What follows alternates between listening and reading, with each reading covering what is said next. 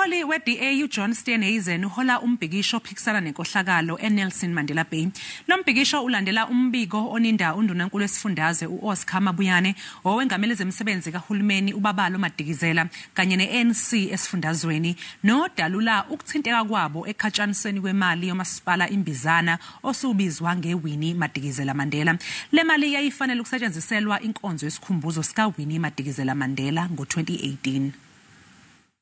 Ndiyazibusela kuni izithyolo zokhwaphilizo kuPremier Oskar Mabuyane is the reason why iDay lapha namhlanje sithi bona bafuna uqinisekisa ukuthi ukhwaphilizo yaphela apha kumasipala ombhaqo Mandela nokumpuma koloni yonke kana ngokubesithethe neDML candidate nqobabhanga ngale mphiki namhlanje kuba exactly sithi objectives zabo kule phiki namhlanje nisenqobanga lapha namhlanje nisithi nisithini kahle ngoMr Oskar Mabuyane ithi makasebaqame eqaleni okanye ithini umyalezo namhlanje ngale phiki namhlanje.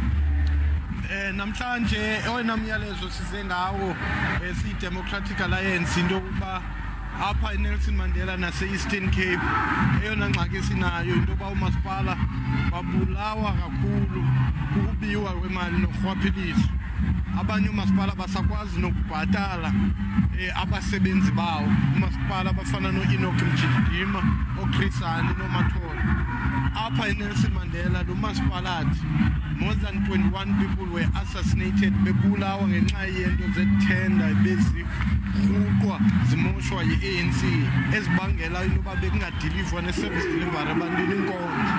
Ngoko ke sizama ukuthi thina ukuphatha kwethu sithathe i-report eziyi-4 for the first time in this country sizise kwi-council ebezizi-forensic audit.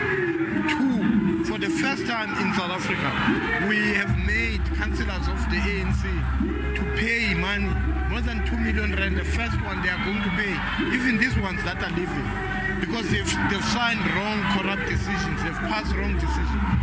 Sibeke i-consequences, abantu bayazi xa besenza into ezi-wrong, kukwi-consequences.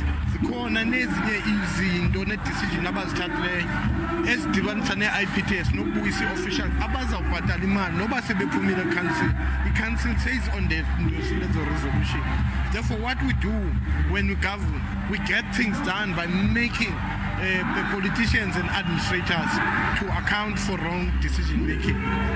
That was the DML candidate nqobabhanga esithi namhlanje bafuna uqinisekisa ubukhwaphilizo uyaphela alo masipala ombhaxa besithi bazoqinisekisa zi-DA that umntu ofuna ukhwaphiliza ubekwa ecaleni. But now let's go back to the studio.